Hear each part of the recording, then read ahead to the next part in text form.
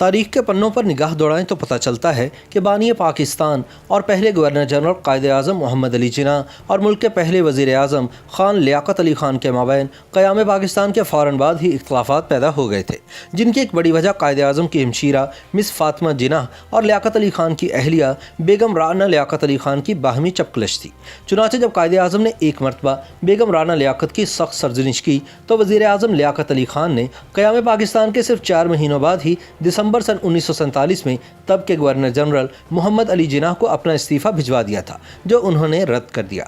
پاکستان کی سیاسی تاریخ کا مطالعہ کیا جائے تو عام تاثر یہی ملتا ہے کہ بانی پاکستان قائد اعظم محمد علی جناح اور ملک کے پہلے وزیر اعظم نوابزادہ لیاقت علی خان میں مثالی دوستی تھی۔ قیام پاکستان کے بعد لکھی جانے والی کتابوں کا مطالعہ کیا جائے تو واضح ہوتا ہے کہ لیاقت علی خان قائد اعظم محمد علی جناح کے معتمد خاص تھے اور ہمیشہ قائد کی رائے کو مقدم رکھتے تھے۔ اس حوالے سے پاکستانی ہی نہیں بلکہ اکثر یورپی مصنفین کی کتابوں میں دیے گئے حوالوں سے بھی یہی تاثر مضبوط ہوتا ہے کہ محمد علی جناح اور لیاقت علی خان کی باہمی رنجش کے بارے میں باتیں محض افواہیں تھیں۔ ان مورخین کا استدلال یہ ہے کہ قیام پاکستان کے بعد پیدا ہونے والی سیاسی اور انتظامی خرابیوں کی وجہ قائد اعظم اور لیاقت علی خان کی باہمی رقابت نہیں بلکہ اس کے دیگر کئی اسباب تھے، لیکن سرکاری سرپرستی میں لکھی جانے والی کتابوں میں درج تاریخ کو رد کرتے ہوئے بہت سے مصنفین نے اس نقطے کو بنیاد بنایا ہے کہ آخر لیاقت علی خان کی وزارت عظمیٰ کے دوران بانی پاکستان کس طرح کراچی کی ایک سڑک پر بے یار و مددگار کئی گھنٹوں خراب ایمبولینس میں پڑے رہے اور کچھ ہی گھنٹوں بعد گورنر ہاؤس میں ان کا انتقال ہو گیا۔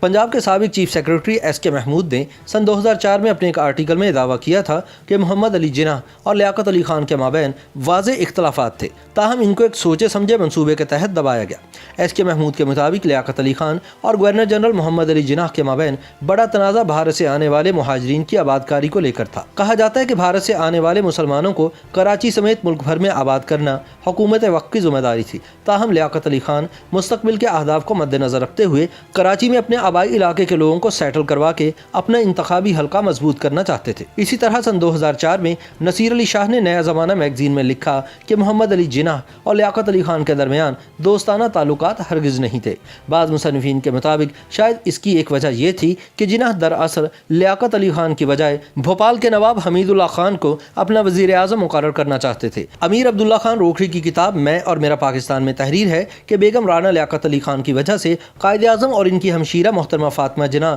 وزیر اعظم لیاقت علی خان سے ناخوش تھے۔ ان دونوں کا خیال تھا کہ لیاقت علی خان کی اہلیہ بیگم رانا ایک مغرور اور اکھڑ عورت ہے اور اپنے شوہر کی آشیرواد سے ملک کے انتظامی معاملات میں بے جا مداخلت کرتی ہیں۔ سن 2005 میں محمد علی جناح سے متعلق ایم آر کاظمی کی کتاب میں پروفیسر راجر ڈی لانگ کی تحقیق کے حوالے سے یہ بڑا انکشاف سامنے آیا کہ گورنر جنرل محمد علی جناح اور لیاقت علی خان میں اختلافات اس حد تک بڑھ گئے تھے کہ 27 دسمبر سن 1947 کو لیاقت علی خان نے اپنی ذمہ داریوں سے سبکدوش ہونے کا اعلان کرتے ہوئے اپنا استعفیٰ گورنر جنرل قائد اعظم محمد علی جناح کو بھجوا دیا تھا۔ اس استعفے کی ایک کاپی بیگم رانا لیاقت نے اپنے ایک برطانوی دوست کو بھی بھجوائی تھی۔ گورنر جنرل محمد علی جناح کو بھجوائے گئے استعفے میں وزیر اعظم لیاقت علی خان نے لکھا کہ میری اہلیہ نے کل رات کے کھانے میں آپ کے ساتھ ہونے والی گفتگو کے حوالے سے مجھے بتایا۔ مجھے یہ جان کر بے حد افسوس ہوا کہ اسے کسی نامعلوم وجہ سے آپ کی شدید ناراضی برداشت کرنا پڑی۔ میں سمجھتا ہوں کہ آپ کی جانب سے سخت تنقید اور مذمت سے بھرپور الفاظ سن کر وہ کچھ بھی نہیں کر سکتی تھی،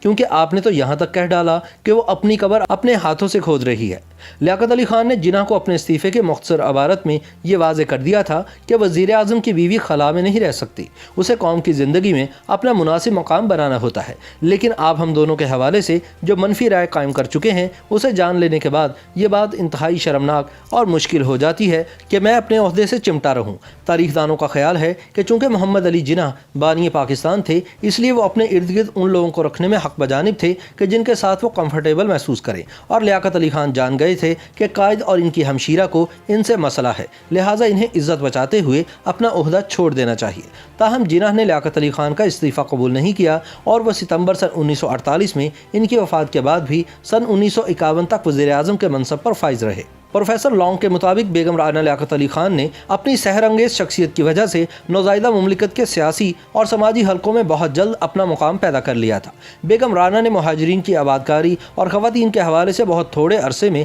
اس قدر شاندار انداز میں کام کیا کہ ہر جگہ ان کی واہ واہ ہونے لگی۔ کہا جاتا ہے کہ بیگم رانا کی مقبولیت کو دیکھتے ہوئے بانی پاکستان قائد اعظم محمد علی جناح کی ہمشیرہ مس فاطمہ جناح ان سے حسد کرتی تھی۔ حالانکہ فاطمہ جناح کی بطور بانی پاکستان کی ہمشیرہ قدر و منزلت میں کوئی کمی نہیں آئی تھی۔ محترمہ فاطمہ جناح پر یہ الزام لگایا جاتا ہے کہ انہوں نے ہی اپنے بھائی کو لیاقت علی خان اور ان کی اہلیہ بیگم رانا سے بدظن کیا۔ بہرحال جب قائد اعظم کو لیاقت علی خان کا استعفیٰ موصول ہوا تو انہیں سخت دھچکا لگا۔ کہا جاتا ہے کہ قائد نے فوری طور پر لیاقت علی خان سے فون پر رابطہ کیا اور انہیں ملاقات کے لیے بلوا لیا۔ محمد علی جناح نے بطور گورنر جنرل وزیر اعظم لیاقت علی خان کا استعفیٰ قبول کرنے سے واضح انکار کر دیا۔ دوسری جانب لیاقت علی خان بضد تھے کہ ان کے اور ان کی بیوی کے حوالے سے قائد اور ان کی ہمشیرہ کے خیالات جاننے کے بعد وہ اپنے عہدے سے چمٹے رہنا مناسب نہیں سمجھتے۔ اس پر قائد اعظم نے کہا کہ انہوں نے رانا لیاقت علی خان کو جو کچھ بھی کہا وہ ایک باپ کی حیثیت سے کہا اور ان کا مقصد ان کی دل آزاری یا بے عزتی کرنا ہرگز نہیں تھا،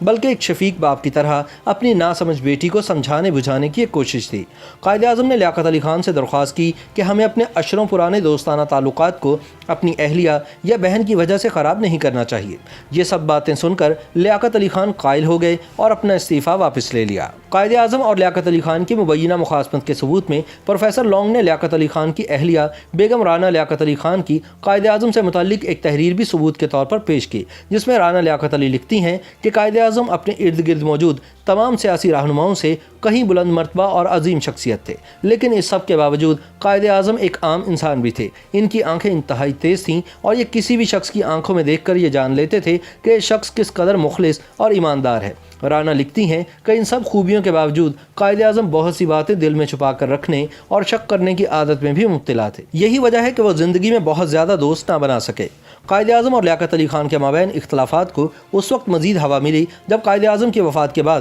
محترمہ فاطمہ جناح نے ریڈیو پاکستان پر قوم سے خطاب کیا تو ان کی بہت سی باتوں کو سینسر کر دیا گیا۔ اس سے ثابت ہوتا ہے کہ محمد علی جناح اور وزیر اعظم لیاقت علی خان کے مابین سب اچھا نہ تھا، اور اسی وجہ سے پراسرار حالات میں قائد اعظم کی موت کا الزام بھی لیاقت علی خان پر لگایا جاتا ہے۔ بعد ازاں سن 1951 میں لیاقت علی خان کو راولپنڈی میں ایک جلسے سے خطاب کے دوران گولی مار کر قتل کر دیا گیا۔ یوٹیوب پر گوگلی ٹی وی دیکھنے کے لیے youtube.com کی سرچ بار میں گوگلی ٹی وی ٹائپ کریں۔ گوگلی ٹی وی کے پیج پر سرخ رنگ کے سبسکرپشن والے بٹن پر کلک کرنا نہ بھولیے۔ یوٹیوب پر اپلوڈ ہونے والی ویڈیو سے باخبر رہنے کے لیے بیل آئیکن پر کلک کیجیے۔ آپ کو ہر نئی آنے والی ویڈیو کے بارے میں نوٹیفیکیشن موصول ہو جائے گا۔